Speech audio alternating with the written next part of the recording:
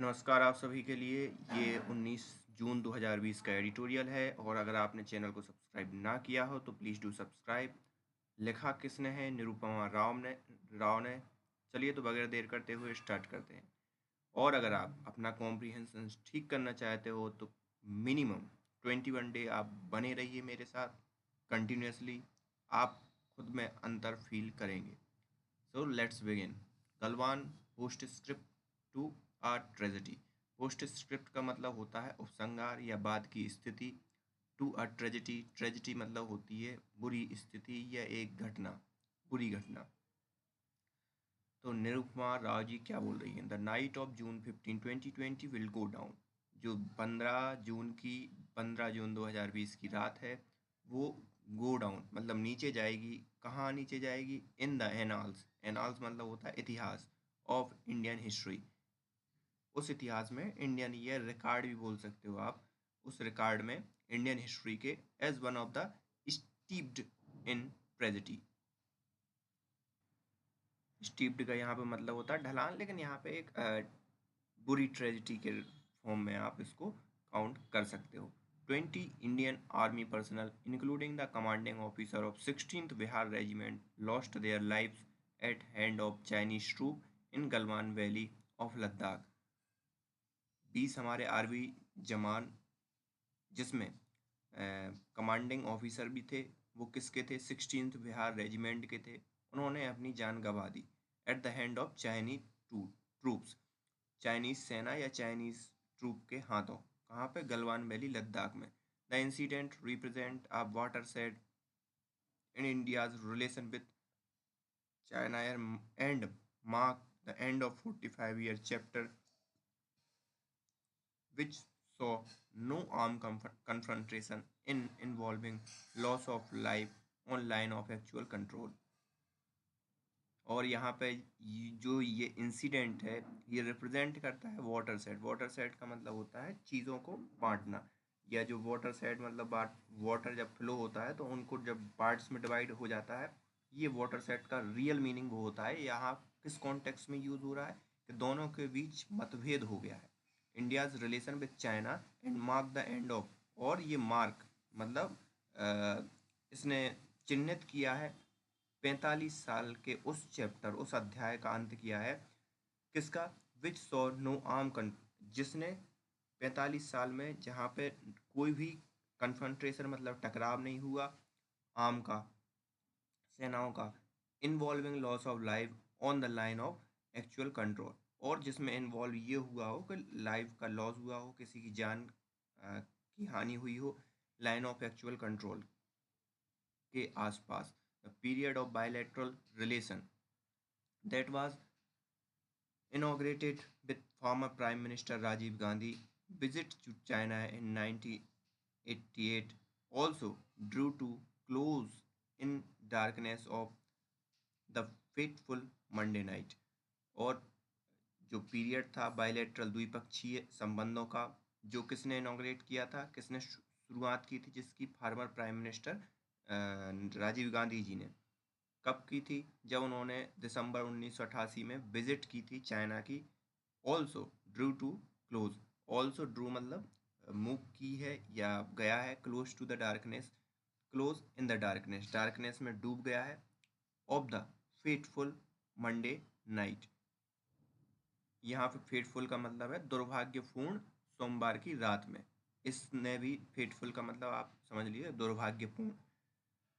तो दुर्भाग्यपूर्ण जो मंडे की रात थी उससे इस इन सब रिलेशंस भी कहाँ चले गए हैं? डार्कनेस में, असीम डार्कनेस में। The incident has deeply सेकन the nation, और इस इंसिडेंस ने हमारे राष्ट्र को बहुत बुरी तरह से हिला के रख दिया है। It had been assumed all along the there would be a de-escalation of confrontation between India and Chinese troops in the area after COP commander level talk between the two sides on June 6, और the incident has deeply it has been assumed, ये assume किया जा रहा था। क्या assume किया जा रहा था? all along the there would be, चारों तरफ there would be de-escalation, वहाँ पे क्या होगा? de-escalation मतलब दोनों सेनाएं पीछे हटेंगी और कन्फ्रंटेशन मतलब टकराव से बचेंगी between Indian and Chinese troop in the area after the cops. जब 6 जून की जब मीटिंग हुई थी दोनों के बिटवीन, तो उससे यही लग रहा था कि दोनों देश की सेनाएं क्या होंगी, पीछे हटेंगी। That thing went terribly wrong in is more than evident. और ये लेकिन जो चीज़ जो आशा की जा रही थी बहुत बुरी तरह से क्या गलत साबित हुई। और अभी तक एविडेंट मतलब प्रख्यात रूप से बहुत बुरी तरीके से, मतलब ऐसा कभी नहीं हुआ कि किसी के साथ बात हुई हो और फिर ये सब चीज़ें हो गई हों। What is the import and what is import and significance of what happened in Galwan Valley on June 15। अब इससे क्या आता है, क्या समझ में आता है, और इसका सिग्निफिकेंस मतलब इसकी क्या उपयोगिता है। व्हाट हैपन इन, जो भी गलवान वैली में 15 जून को हुआ, ये क्वेश्चन मार्क टाइप का या खुद ही प्रश्न खड़ा कर रही हैं। Can it be business as usual with China after this, क्या बिजनेस जो व्यापारिक रिलेशन है वो यूजुअल होंगे जैसे पहले से चल रहे थे, इसके बाद जैसे पहले से हम व्यापार कर रहे थे उसके बाद भी हम इसी हिसाब से व्यापार करेंगे चाइना के साथ। That would seem unlike given the manner in which the whole calculus of relation has been disturbed by incident. और दैट वुड सीम अनलाइकली, और ये होगा नहीं, क्योंकि ये अनलाइकली मतलब ये लगता नहीं है कि जिस हिसाब से देखा गया है ये पूरा का पूरा जो कैलकुलस है रिलेशंस का या संबंधों का, वो बहुत बुरी तरह से डिस्टर्ब हो गया है इस इंसिडेंट के कारण।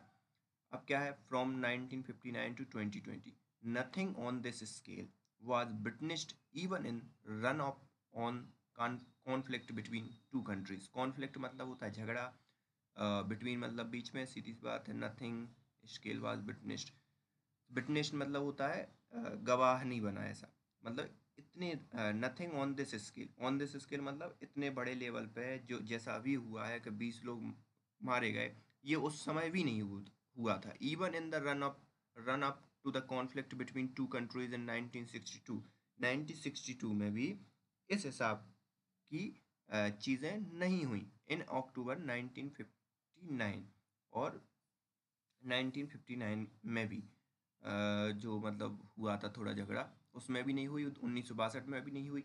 There was a face off between Indian and Chinese troop at Kongka La, मतलब वहीं का एक रीजन है, सिक्किम का हुआ या मतलब 1959 में जो हुआ था कॉन्फ्लिक्ट, उसमें भी इस हिसाब की चीज़ें नहीं देखी। 9 Indian soldier were killed and 3 soldier were detained. Then उस समय 9 जो हमारे सोल्जर थे वो क्या हुए थे, मारे गए थे, जिसमें से 3 को क्या कर लिया था, डिटेन मतलब कब्जे में कर लिया था। Including the legendary Karam Singh, the leader of the group who recorded after his released the ill treatment he. उसके बाद जो करम सिंह जो थे, उनमें जो 3 में डिटेंड किया था जो लीडर थे ग्रुप के, उन्होंने बताया कि उनके जब रिलीज के बाद ill treatment he and his colleague, ill treatment मतलब बुरा व्यवहार हुआ उनका और उनके कलीग का, had been subjected to at hand of captors, captor मतलब जो पकड़ने वाला है या जिसने कैप्चर किया है, तो उनके द्वारा उनके हाथों के द्वारा मतलब बुरा व्यवहार हुआ। It was after Kongka La that the national mood turned against the Chinese in full measure in an atmosphere already complicated by the revolt in Tibet and granting of asylum to Dalai Lama in March 1959। और जैसे ही कोंगा काला का जो incident हुआ उसमें भी क्या हुआ, पूरे के पूरे राष्ट्र का मूड अगेंस्ट हो गया चाइनीज़ के, और full major in atmosphere already complicated by revolt in Tibet. और जो पूरे के पूरे उपाय थे किस एटमॉस्फेयर में, जो जो तिब्बत का जो रिवोल्ट हुआ था उसके हिसाब उसके रिगार्डिंग देखा जाए तो बहुत कॉम्प्लिकेटेड थे। And the granting of asylum, asylum मतलब संरक्षण देना किसी दूसरे मतलब नेता को, जो भी है संरक्षण देना, दलाई लामा इन मार्च 1959। और फिर 1959 में संरक्षण दिया गया दलाई लामा को, जो वर्तमान आप दलाई लामा देख रहे हो। There was very little room for regent negotiated settlement being reached on boundary question between two countries after that juncture. और यहाँ के बाद फिर बहुत ही छोटा रूम बच जाता है तार्किक रूप से नेगोशिएट करने के लिए, सेटलमेंट करने के लिए, being reached on the boundary question between two countries after the this juncture. और इस घटना के बाद या इस मोड़ के बाद बहुत ही कठिन हो जाता है या बहुत ही कम रूम बचता है कि दोनों देश आपस में मिल बांट के बातें करें। The rest is history. The rest is history, उसके बाद जो है वो इतिहास में लिखा हुआ है। The conflict in 1962 इनफ्लिक्टेड gaping bound on the national soul and prestige from which India took time to recover. अब इसके बाद 1962 के बाद इन्फ्लिक्टेड मतलब प्रवृत्त हुआ। किस में प्रवृत्त हुआ भाई? प्रवृत्त मतलब उस पर अफेक्ट पड़ा है। आप किस चीज़ का इफेक्ट पड़ा? गैपिंग बाउंड मतलब दूरी बनी, उस पर घाव लगा। कहाँ पे घाव लगा? नेशनल सोल मतलब राष्ट्र की आत्मा पर, उसके प्रेस्टीज मतलब गौरव पर। From which India took time to recover, और जिसके लिए इंडिया ने टाइम लिया रिकवर करने के लिए। Is the country at similar junction today, क्या कंट्री उसी मोड़ पर है आज की स्थिति में? 2020 इज नॉट 1959, और ये बोल रही है कि 2020 1959 के हिसाब से नहीं है। India and China are in very different place in their history as nations today. दोनों ही जो इंडिया हो या चाइना हो, अलग अलग प्लेस पे हैं या डिफरेंट स्थान पे हैं जो कि उन्हीं पहले थे। They have grown immensely in strength, और इमेंसली मतलब बहुत ही तेज़ी से उन्होंने अपनी शक्ति को बढ़ाया है। And stature on the world stage, अपने वर्ल्ड स्टेज पे जो स्थान है उसको बढ़ाया है। Their relation have substance and diversity of content in manner absent in 1950s, और इन सब को बढ़ाया है जो एब्सेंट थी 1950 में। To assume that India is on a steep descent from here towards full-blown conflict with China may therefore be oversimplification। यहाँ पे ये अज्यूम करना है कि इंडिया उस जगह खड़ा है कि भाई वहाँ से वो फुल ब्लोन मतलब पूर्ण रूप से कॉन्फ्लिक्ट करेगा डायरेक्टली चाइना के साथ, ये हो सकता है ओवर सिंप्लीफिकेशन है आप सोचने का। Both country must stop that fell despite the terse messaging of statement issued in two capital after the incident। अब बोथ कंट्री को स्टॉप करना चाहिए जो भी कम हुआ है या डाउन हुई हैं चीज़ें, उसके बावजूद, किसके बावजूद? भले ही चाहे टर्स का मतलब होता है संक्षिप्त messaging of statement issue in to capital after this incident. इस इंसिडेंट के बाद जो भी वार्तालाप हुआ उसके बाद भी इन सब चीज़ों को ख़त्म करना चाहिए दोनों ही कंट्रीज़ को। The statement are mutually accusatory मतलब आरोप, एक दूसरे पर आरोप लगाने वाले, आरोपजन्य। Accusatory with each country disclaiming responsibility for present turn of event, और एक्यूजिटरी आरोप लगा रहे हैं और दोनों ही डिस्क्लेम कर रहे हैं या खुद पे आरोप नहीं ले रहे हैं इस हिसाब के घातक या बुरे जो टर्न हुआ है या घटना हुई है उसका। और the mood is very sombre, sombre का मतलब होता है निराशाजनक, और ये मूड दोनों का बहुत ही निराशा पैदा करने वाला है। बस अब कहाँ निराशा पैदा करने वाला है, you can think about this south Asian region में, एशियन रीजन में, और वॉट, क्योंकि दोनों ही सुपर पावर मतलब अच्छी खासी पावर में आते हैं एशिया के रीजन में। Assessing choice carefully, cool headed thinking is need of the horror.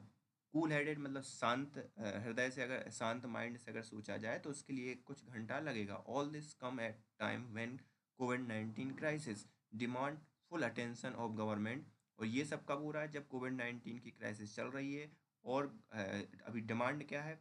Government पूरा का पूरा अटेंशन इन सब चीज़ों पे लगाए। The economy need to recover from stagnancy of last few month, और इकोनॉमी को आवश्यकता है रिकवर होने के लिए जो पिछले कुछ महीनों से स्टेगनेंट है, ना बढ़ रही है ना घट रही है। The tension with Pakistan persist, और जो परसिस्ट मतलब लगातार, जो टेंशन है पाकिस्तान की वो लगातार है। And dispute over territory with Nepal in Lipulekh are has been headline, जो लीपू लेक पे काला पानी के रिगार्डिंग नेपाल से जो कॉन्फ्लिक्ट है, टेरिटोरियल कॉन्फ्लिक्ट, वो भी हेडलाइन में है। तो there is a considerable turbulence generated by all this. Considerable turbulence मतलब धक्का जनरेट हो रहा है दोनों ही जगह से। इवन एज वी mourn मतलब शोक, as even as we mourn the loss of Indian personnel in Galwan Valley, a reincarnated battlefront with China can't be blindly embraced।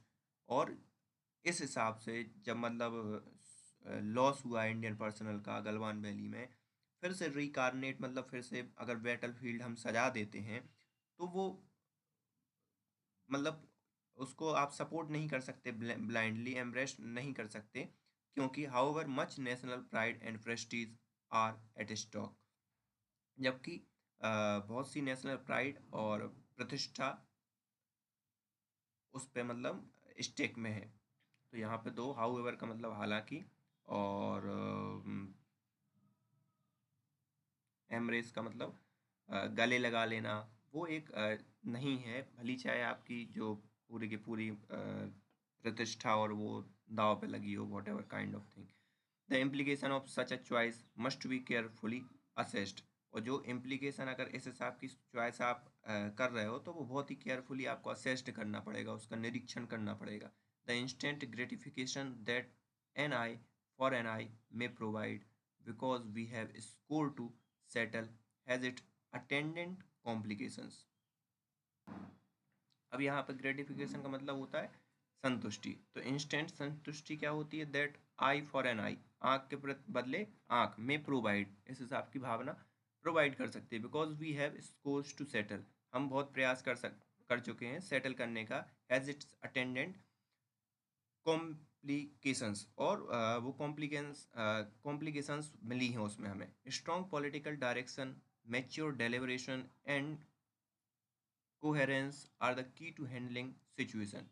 राजनीतिक इच्छा शक्ति या डायरेक्शन, मैच्योर डेलिब्रेशन, डेलिब्रेशन मतलब डिलीवर करना, and coherence are, और दोनों का मिला जुला रूप ही इस चीज़ को मैच्योरली या अच्छी तरीके से हैंडल कर सकता है। The army can make tactical adjustment and manoeuvres to deter the Chinese, but comprehensive China strategy and its determination should devolve on those tasked with national security policy in highest echelons of the government of India under the direction of Prime Ministers। Army कर सकती है, बना सकती है, tactical मतलब सामरिक adjustment, manoeuvre मतलब अभ्यास कर सकती है, टू डीटर चाइनीज, और चाइना को रोकने के लिए। बट कॉम्प्रिहेंसिव चाइना स्ट्रेटजी, जो व्यापक रूप से या कॉम्प्रिहेंसिवली उसको देखा जाए, चाइनीज स्ट्रेटजी और उसका determination should devolve on those task, उसका जो जो डिटर्मिनेशन है उसको डिवॉल्व मतलब कम करना चाहिए। National security policy in highest, जो नेशनल सिक्योरिटी पॉलिसी के जो हाईएस्ट एंकेलेंस मतलब होता है नेता, या जो सीधी बात नेता ही होता है, of the government of India under the direction of prime minister. और चाइना को अपना काम करना चाहिए उसको रोकने के लिए, लेकिन उसका जो रिजोल्वेशन है वो किसके द्वारा होना चाहिए? नेताओं के द्वारा, रणनीतिकारों के द्वारा, और जो नेशनल सिक्योरिटी के सर्वे सर्वा हैं उनके द्वारा। यहाँ पे आप ये देख लीजिए, एंकेलेंस मतलब होता है नेता या जो भी हेड अधिकारी है। A clearer the responsibility of effective strategic communication to rest there. और यहाँ पर जो उसकी जो रिस्पॉन्सिबिलिटी मतलब जिम्मेदारी, वो इफेक्टिव स्ट्रेटजिक कम्युनिकेशन की, तो वो है ही यहाँ पे। A clear enunciation to circumstance circumstance surrounding Chinese transgression in Sikkim and Ladakh in last few months would have been helpful in guiding the scattershot public debate। और जो निरूपण जो है, एनंसिएशन मतलब होता है निरूपण, सरकमस्टेंस मतलब जो सरकमस्टेंस मतलब जितने भी प्रयास हो सकते हैं, सराउंडिंग चाइनीज ट्रांसग्रेशन, ट्रांसग्रेशन मतलब अपराधों, इन सिक्किम। तो जो क्लियर एनंसिएशन वो निरूपण देते हैं उन सभी सरकमस्टेंसेस को जो चाइना ने सराउंड किए अपने अपराधों के थ्रू सिक्किम और लद्दाख में लास्ट फ्यू मंथ्स जितने भी उसने अपराध किए हैं वुड हैव बीन हेल्पफुल। वो सब उनके जो उसने किया है वो सब हेल्पफुल रहेगा पब्लिक डिबेट करवाने के लिए और पब्लिकली उन सब चीज़ों की बात करने, मतलब सीधी सी बात, एक रणनीतिक तौर पर चाइना पर दबाव बनाने के लिए वो सब चीज़ें काम करेंगी। Were there early warning sign of seriousness of the situation that could have been diffused at the military, diplomatic, and political level so that disaster could have been averted. क्या early warning sign of seriousness of situation could have been diffuse, मतलब जो पहले से अगर हम ये सोच सकते थे कि इतना घातक होगा इन सब चीज़ों की, इतना सीरियस होगा ये सब, मतलब ये सिचुएशन, ये परिस्थिति इतनी सीरियस होगी, तो क्या हम डिफ्यूज मतलब कम कर सकते थे, मतलब ये मिलिट्री की जो डिप्लोमेटिक और पॉलिटिकल लेवल पे, so that disaster could have been averted. Averted मतलब टाला जा सकता था क्या, अगर हम मिलिट्री लेवल पे इस सब चीज़ों को डिफ्यूज़ कर देते और इन सब चीज़ों को ख़त्म कर देते तो ये टाला जा सकता। We must draw the right conclusion, हमें एक सही उस पर कंक्लूज़न आना चाहिए that can help us in future, जो हमें भविष्य में क्या करे, मदद करे। The opposition must not play politics on this issue, और अपोजिशन को भी चाहिए कि वो पॉलिटिक्स ना करे कि भाई युद्ध करो युद्ध करो। दिस वो हमारी इकोनॉमी को क्या कर देगा, पीछे ढकेल देगा कई साल। टर्निंग टू फ्यूचर, अब फ्यूचर की बात करते हैं। It is to the future we must turn, it is India that should take the initiative to insist on timely and early clarification of LAC, और इनिशिएट करना चाहिए इंडिया को कि इस चीज़ को इंसिस्ट करे, वो टाइमली और अर्ली क्लैरिफिकेशन कर ले LAC का, जिससे वहाँ पे विवाद ही ना हो। Pocket of difference of alignment as perceived by each side have to be clearly identified and these area demilitarized by both sides through joint agreement pending a settlement of boundary। Pocket of differences of alignment, दोनों के मतलब जो difference है वो समझे जाने चाहिए, कहाँ कहाँ क्या चीज़ है क्लियरली आइडेंटिफाई कर देनी चाहिए, और उन एरिया को क्या कर देना चाहिए, डीमिलिट्रलाइज कर देना चाहिए, जिस और जॉइंट एग्रीमेंट बना के डीमिलिट्रलाइज कर दो, और उसका जो सेटलमेंट है वो पेंडिंग में डाल दो कि भाई जब बाउंड्री सेटलमेंट होगा तब इस चीज़ को देखा जाएगा। At the same time India must stand resolute and firm in defence of territory in all 4 sector of border, और इसी के साथ ही इंडिया को खड़ा भी रहना चाहिए बिल्कुल दृढ़ता के साथ अपनी टेरिटरी को डिफेंस करने के लिए या उसकी रक्षा करने के लिए। Contacts between two militaries, joint exercise and exchange of visit to senior command should be scaled down for foreseeable future। जो मतलब बिटवीन दोनों मिलिट्रीज के जॉइंट एक्सरसाइज और exchange of visit of senior commander की जो एक्सचेंज, वो should be skilled होनी चाहिए, तो डाउन द रीसीएबल फ्यूचर। तो वो पूरी की पूरी क्या करेगी, स्केल डाउन करेगी जो निकट भविष्य में ऐसी चीज़ों को होने के लिए। और border settlement is not envisages in short medium और मीडियम टर्म, और जो बॉर्डर की जो सेटलमेंट है वो आप छोटे समय या छोटे समय अंतराल में और बड़े समय अंतराल में नहीं होगा solve. Bilateral relation in other area will be under considerable strain and soft landing can't be expected, और बायलैटरल द्विपक्षीय रिलेशन भी जो अदर एरिया में है विल बी अंडर कंसिडरेबल, वो भी क्या होंगे, अंडर कंसिडरेबल या ध्यान देने योग्य होंगे। Strain and soft landing can't be expected, उसमें नरमी की आशा नहीं की जा सकती। No leadership level contact between the top leader of two countries can be envisaged in near term and there is no need for any haste on the front। और diplomat यहाँ पर नो लीडर लेवल, कोई भी राजनीतिक रूप से between top leader of two countries, दोनों ही देशों के टॉप लीडर जो दोनों कंट्री के हैं उनकी जो मीटिंग है उसकी कल्पना या उनका मिलना कल्पना नहीं की जा सकती जो नियर टर्म में, और इसकी जल्दबाजी भी नहीं है, हेस्ट मतलब जल्दबाजी भी नहीं है। That front diplomatic channel must continue to be open and should not be fettered in any way because their smooth operability is vital in current situation। लेकिन डिप्लोमेटिक जो चैनल हैं उनको बंद नहीं करना चाहिए, वो ओपन रहने चाहिए, और should not be fetter in any way because their smoothly operation in vital, vital मतलब महत्वपूर्ण, करंट सिचुएशन के लिए जरूरी है, महत्वपूर्ण है कि वो स्मूथली ऑपरेट करें। Indian businesses in China and Chinese businesses operating in India can expect going to be tougher than before. दोनों ही मतलब चाइना में इंडिया का बिजनेस, इंडिया में चाइना का बिजनेस हो सकता है वो टफर हो पहले से, मतलब परेशानी हो। The scenario on trade and investment could encounter similar obstacle. और ट्रेड जो सिनेरियो है ट्रेड के रिगार्डिंग एक दूसरे पर टैरिफ लगाना, ये भी एक दूसरे पर एनकाउंटर करना, ये भी एक ऑब्स्टेकल की तरह काम करेंगे और बिजनेस के लिए घातक सिद्ध होंगे या परेशानी पैदा करेंगे।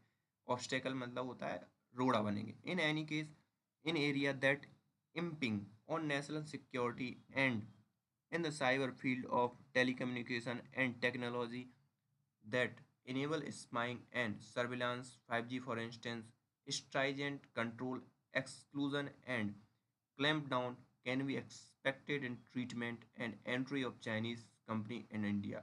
और इन सब मतलब जो भी रिसेंटली किया है भारत ने कि जो स्पाइंग के हिसाब से जो खतरा हो, नेशनल सिक्योरिटी के हिसाब से खतरा हो, तो उन सब चीज़ों को रोकना चाहिए और रोक भी रहा है।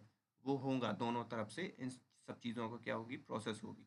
Taking the long view but beyond all this the outside world India leverage and balancing power within Indo-Pacific and world beyond stem from its strong democratic credential, the dynamism of its economy, its leading role in multilateral institutions, and strategic advantage of its maritime geography and assets possessed by few other nations, and which must be deployed much more effectively to counterbalance the Chinese ingress into this oceanic space that surrounded us।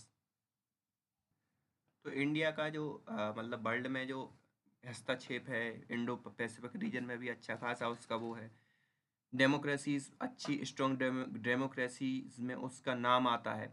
Dynamics उसकी economy की जो गतिशीलता है, और जो leading role है multilateral मतलब बहुपक्षीय संस्थानों में, कई मतलब बहुपक्षीय संस्थान है मतलब जहाँ कई देश इंक्लूड है, वहाँ पे भी उसका रोल अच्छा है।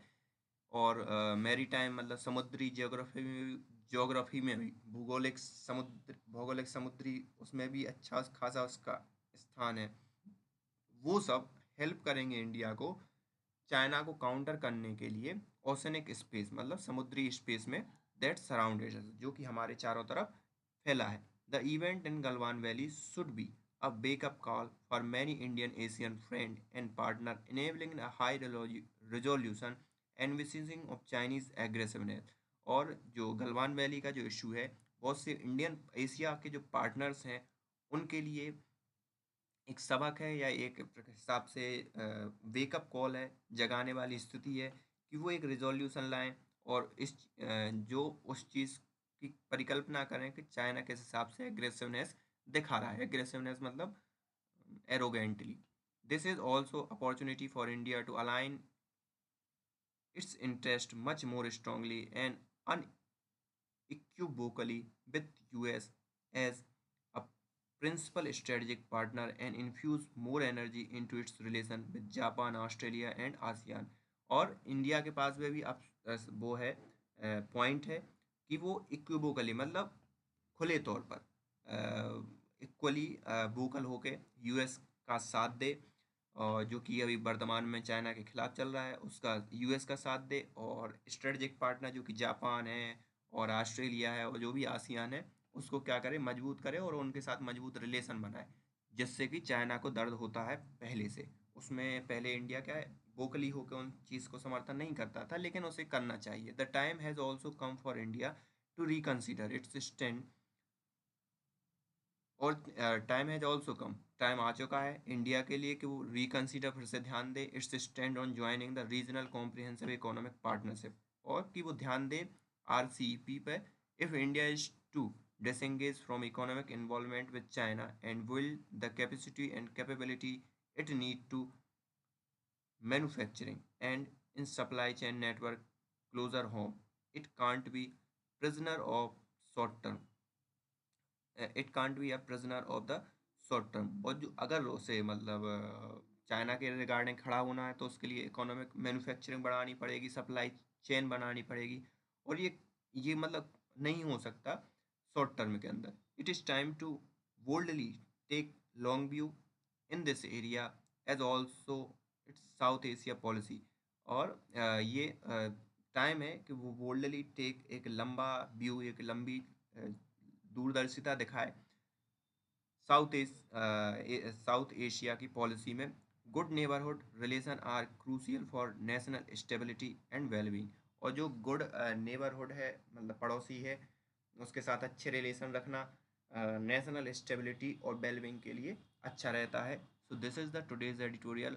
अब क्या है क्या नहीं है ये व्यू आप कम से कम कमेंट में दे सकते हैं। और फिर से मैं एक बार बोल दूँ कि भाई अगर सब्सक्राइब ना किया हो then do hit the subscribe button. So thank you for today.